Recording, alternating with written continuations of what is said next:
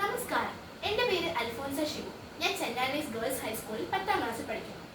കൊച്ചേട്ടന്റെ കത്ത്. അതിലേത് ഇതിരാണ്. സ്നേഹമുള്ള ഡീസൽ കൂട്ടുകാരൻ, പെട്ടെന്നാണ് 6 പട്ടാളക്കാർ ഞങ്ങളുടെ വാഹനം വളർന്നത്. ഒലീവ് ഗ്രീൻ കലർന്ന ഇരുണ്ട നിറത്തിലുള്ള യൂണിഫോമിൽ കൈകളിൽ AK-203 റൈഫിളും ജാഗ്രതയുള്ള നോട്ടുമായി അവർ ഞങ്ങളുടെ അടുത്തെത്തി.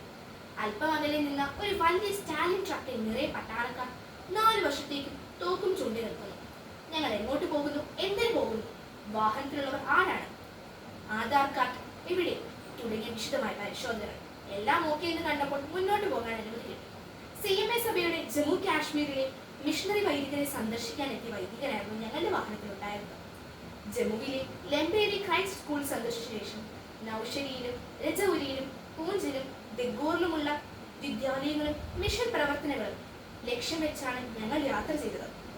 നമ്മുടെ മാതൃരാജ്യത്തിന്റെ നെറുകയിലൂടെ സൃഷ്ടാവിന്റെ വിസ്മയമായ നിർമ്മിതികൾ പോലെ ഉയർന്നു നിൽക്കുന്ന മഹാമെരുക്കൾ ചുവട്ടിലൂടെ അഗാധമായ ഗർത്തങ്ങൾക്ക് മുകളിലൂടെ വെൺകമ്പിളി പുതച്ചുകൊണ്ട് ഹിമമലകൾ കൊണ്ട് അതിശയിച്ചും മഞ്ഞ പാളികളിൽ നിന്നും കൊടും തണുപ്പ് നുള്ളിക്കൊണ്ടുവരുന്ന ശീതക്കാറ്റിന്റെ തലോടിലോട്ട് കുതിർന്നുമായിരുന്നു ഞങ്ങളുടെ യാത്ര.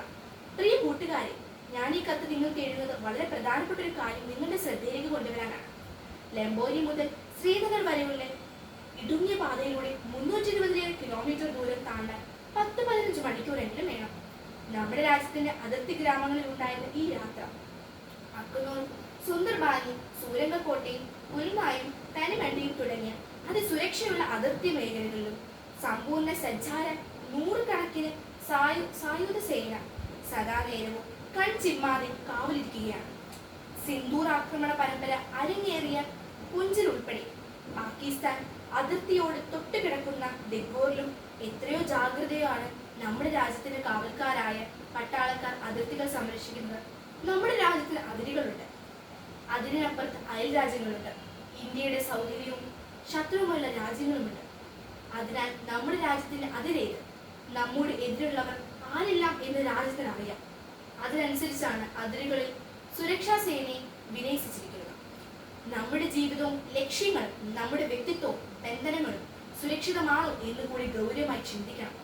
രാജ്യങ്ങൾ തമ്മിലുള്ള ബന്ധത്തിന് അതിരുകളുള്ളതുപോലെ നമ്മുടെ വ്യക്തിബന്ധങ്ങൾക്കും അതിരുകൾ വേണം. ഏതു ബന്ധത്തിലും ഏത് പ്രവൃത്തിയിലും എന്റെ അതിരേത് എന്ന് ഞാൻ അറിയണം. അതിരേത് എന്നറിയുന്നവർ ഓരോ സമയത്തും എവിടെയൊക്കെ പോകാം എന്ന് ബോധമുള്ളവരാണ്. നമ്മുടെ ലക്ഷ്യത്തിലേക്കും വിജയത്തിലേക്കുമുള്ള യാത്രയിൽ സുരക്ഷാ കുറവുള്ള ജാഗ്രത പാടുന്ന അതിരുകളിലൂടെ നമ്മുടെ എതിരാളികൾ നുഴഞ്ഞു കയറും. അവർ നമ്മെ നന്നാക്കാനല്ല, കൊള്ളയടിക്കാനാണ് വരുന്നത്.